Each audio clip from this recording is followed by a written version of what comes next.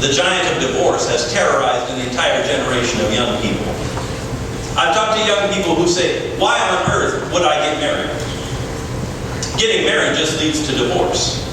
They are terrorized by the commitment that could easily end up, as they have seen, in divorce.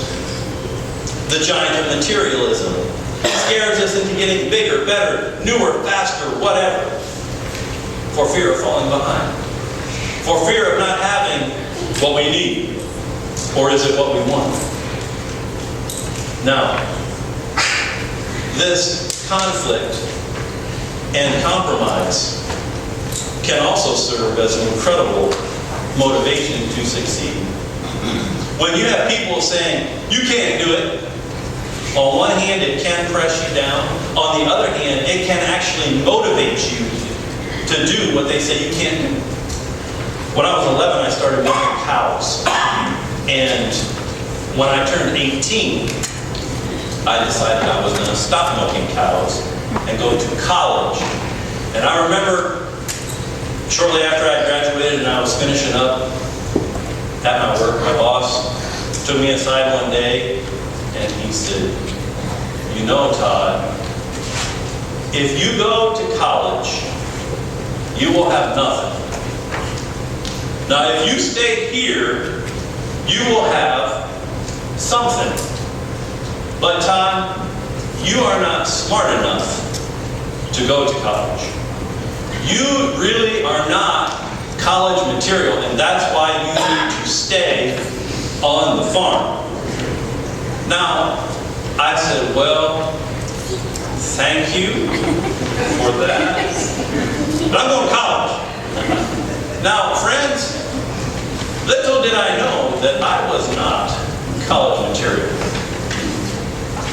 But I was.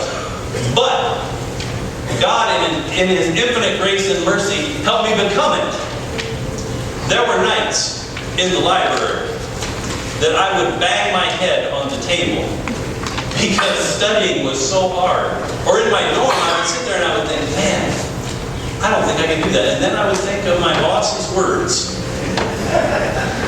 And I would say to myself and pray to God, I can't do this. I need your help. Because I don't want him to be right. I wonder sometimes, when the stone went in the sling, if David didn't think, just a little bit, you know, I'm not going to let Eliab be right. I may not have what it takes, but God does. And we're going to get to that in our next session. It can bounce you into the next phase of giant defeating. And that's what we find in our next section of text. If you want to follow along, we're in verse 32 through 37. David said to Saul, let no one lose heart on account of this Philistine. Your servant will go and fight him. Saul replied, you are not able to go out against this Philistine and fight him. You are only a boy. And he has been a fighting man since his youth. But David said to Saul, your servant has been keeping his father's sheep. When a lion or a bear came and carried off the sheep from the flock, I went after it. I struck it and rescued the sheep from its mouth. When it turned on me, I seized it by its hair, struck it and killed. And your servant has killed both the lion and the bear. This uncircumcised Philistine will be like one of them, because he has defiled the armies of the living God. The Lord who delivered me from the paw of the lion and the paw of the bear will deliver me from the hand of the Philistine. Saul said to David, go, and the Lord be with you. Fill in number 2. You need to know your history of victory. You need to know your history of victory. And friends, this is really a key principle in defeating giants. It's a pattern that all godly and courageous people have had. They know their history of victory. When the world throws in your face, you can't do it. You can throw back in their face, oh, but I can, because I have, sort of, already. God has brought me through a few things, and so I think He can bring me through another. This is where the gap of faith comes in. I remember when I was called to Smithville Mennonite Church, I thought, oh my goodness, I don't know about preaching. I don't know if I can handle that. On a regular basis, to stand up in front of you good people and preach. I'd never done it before. But then I thought about the history of victory. Well, he did call me to be a Sunday school teacher when I was 16. He did call me to be a camp pastor at Camp Luz when I was 18. And then at 22, he did call me to be a youth pastor. And then, not so many months ago, my senior pastor got hit in the head, and one Sunday morning, and he was in Sunday school and didn't know where he was. And they came out to my Sunday school class and said, hey Todd, Pastor John hit his head this morning and he doesn't know where he is, so we're taking him to the hospital. Would you have a word to share with us? And so suddenly I found myself catapulted into 3 months of preaching.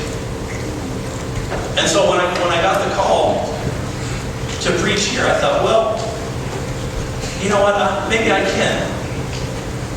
Because I look back on that history of victory and realize there's a gap. But maybe if I can preach for 3 months, maybe I can preach for 3 years. Friend, can I ask you this morning, has God ever delivered you from anything?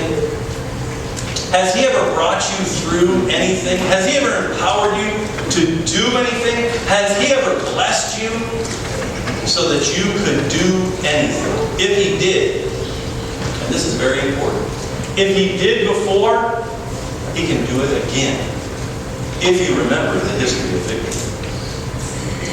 But of course, you could get caught up in the compromise that we see in our next section of verses.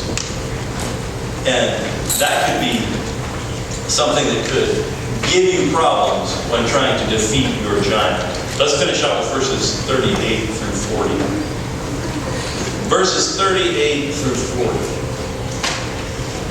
Then Saul dressed David in his own tunic, put a coat of armor on him, and a bronze helmet on his head. David fastened on the sword over the tunic and tried walking around, because he was not used to them. I cannot go in these, he said to Saul, because I'm not used to them. So he took them off. Then he took his staff in his hand, chose 5 smooth stones from the stream, put them in the pouch of his shepherd's bag, and with his sling in his hand, approached the Philistine. Fill in the blank number 3. Be who God made you.